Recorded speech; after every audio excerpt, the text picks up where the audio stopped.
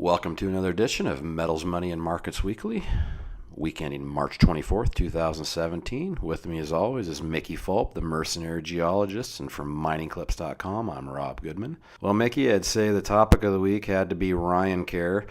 As of a little bit ago, it looked like it's defeated, dead on arrival, best case in neutral until they get a new bill.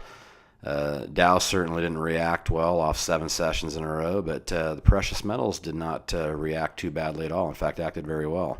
Precious metals had, for the most part, a very good week on a down dollar. So precious metals up on a down dollar. Gold was up 1.4%, closed at $12.45. Silver up 2%, closed at $17.70. Platinum broke even at $9.62. The big mover was palladium on increased auto demand, hit a 2-year high at $8.08, almost, well over 4% gain. And that copper off a little bit, I'm noticing here. So back-to-back weeks here, we're kind of up, down, up, down. Yeah, there's a bit of turmoil in the copper market. You know, doesn't displease me because it continues to consolidate in this $2.60, $2.70 range.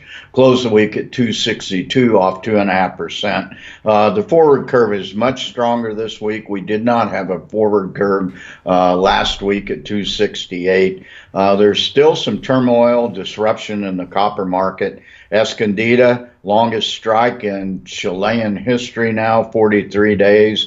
No deal with the miners there. Cerro Verde is still out on strike. And Grasberg, Indonesia is trying to expropriate that asset from Freeport, and they've gone to a production cut of down to 40% right now. So, but copper market will be healthy going forward, I'm convinced. Well, heading over to energy, I'd say the big news story has to be the Keystone Pipeline handled by the Donald.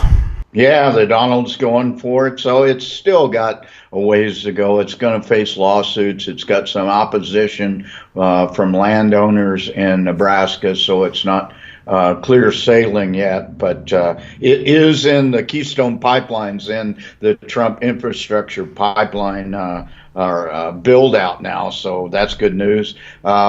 Negative news probably for the price of oil is the rig count in the U.S. up another 21 rigs now over 800 rigs. But we got a lot ways to go. We were over 1,900 rigs drilling a couple of 2.5 years ago, I guess.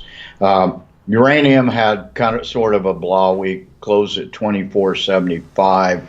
Down almost 3%. But this is really, there's no spot market volume right now, and those sorts of things usually lead to the price going off a bit. Yeah, heading on to the money side here, dollar off 3 weeks in a row. Euro rallied against it, and the loonie off. Well, of course, the euro's going to rally against the dollar. That's pretty much given. But the dollar closed below 100 for the first time in 7 weeks, and the last time it did that was when Trump got up in the morning and said the dollar's too strong, and it lost 0.8 of a point. Closed at 99.76, off 0.6%. It doesn't really hurt my feelings when the dollar's off. It's pretty strong right now. That certainly is good for precious metals.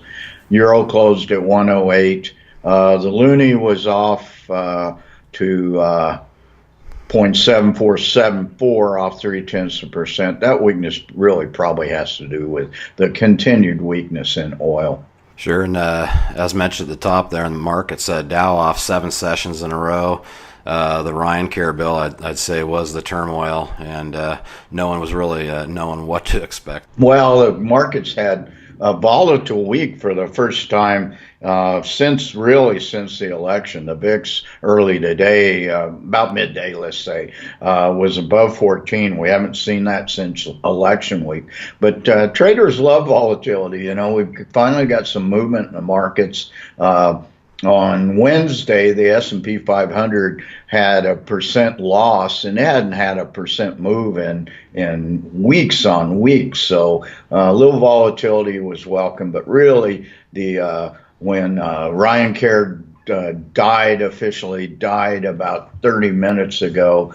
The market's rallied a bit, actually. So Dow finished the week at 25.97, off 1.5%. S&P 500 23.44, off 1.4%. Nasdaq 58.29, off more than 1%.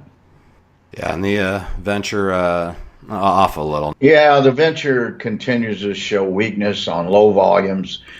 This is probably this year's version of the PDAC curse. It's been down 4 of the last 5 weeks, but not down very much, just a lack of interest perhaps, or a pause in the market. So where that goes going forward, this is normally a pretty quiet time of year for the Toronto junior resource sector. All right, Mickey. Well, we'll look forward to catching up with you next week and see what kind of political theater we might have going on in the U.S. Well, I'm ready for Ryan to get Boehner. So the sooner they can get that guy out as House Majority Leader, the happier I'm going to be. Touche. See you next week, Mickey. All right. Thanks a lot, Rob.